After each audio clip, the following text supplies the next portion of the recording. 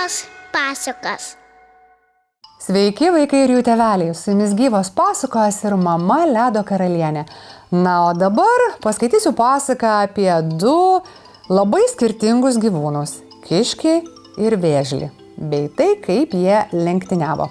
Išropojo vėžlys pasivaikščioti rytmečio saulutėje pasišildyti, tapu, klipu ir sutiko jis padaužą kiškį.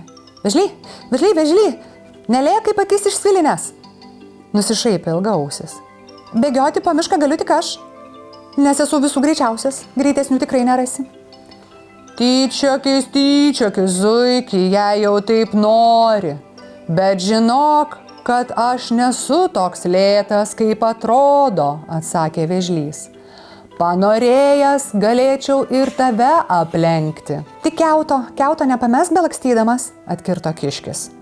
Pažiūrėk, kokios ilgos reiklios mano kojos, prie tavųjų nepridėsi, aš nepralenkiamas. Tuomet palenktyniaukime ir pamatysime, katras iš mūdviejų greitesnis, pasiūlė išmintingasis vėžlys. Šitas įžūlus vėžlys žūtbūt nori apsikvailinti. Puiku, aš jam padėsiu, pamanė kiškis ir sutiko eiti lenktynių su vėžliu. Išgirdę apie nepaprastas lenktynes, į laukymę sugužėjo miško žvėrys ir paukščiai. Visiems buvo smalsu pamatyti, kaip greituolis kiškis su lėtapėdžiu vėžliu rungsis.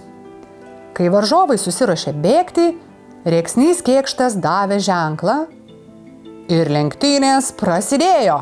Pasimatysime prie senojo ąžuolo, vikruolį, sušuko kiškis ir šovė pirmyn kaip kulka. Tik dulkės pasimatė. Nubėgęs pusę kelio, kiškis susimastė. Kokia augalų tai plėšausi, juk vis tiek laimėsiu aš. Iki ąžuolo vėžlys ropos visą dieną. Per tą laiką galėčiau paplepėti su pusbroliu, sugriaužti morką, valandėlę nuvirsti paguliuko. Pailsėjęs akimirksniu nubėgčiau prie ąžuolo ir laukčiau kerėplos vėžlio. Kiškis kaip tarė, taip ir padarė. Aplankė pusbrolį, sukirto sugriaužę morkytę, atsigulė po medžiu ir užsnūdo. O tuo metu vėžlys žingsnelis po žingsnelio atkakliai kiūtino pirmyn. Jis nė karto nesteptelėjo pailsėti ir ėjo lėtai, kiek tik tai galėjo, bet užtikrintai. Kol kiškis parpė po medžiu, vėžlys nukulniavo iki didžiojo ąžuolo, o ten jį šūksniais ir plojimais pasitiko kiti miško gyventojai. Džiaugsmingas klegesys pasiekė ir kiškio ausis. Skeltalūpis tik tai praplėšė akis, apsidairė ir susizgribo, kad reikia bėgti. Kiškis skuto prie ąžuolo kojomis žemės nesiekdamas, tačiau buvo jau per vėlu. Vėžlys šventė pergalę. Jis neturėjo nei ilgų kojų kaip kiškio, nei tiek jėgos ir greičio, bet ryžtingai siekė savo tikslo, todėl ir laimėjo. Tiek pasakos šį kartą, ačiū visiems išklausiusiems. Na, o visus kviečiu prenumeruoti mūsų kanalą Gyvos pasakos, sekti mūsų profilių socialiniuose tinkluose ir tariu iki kitų pasakų.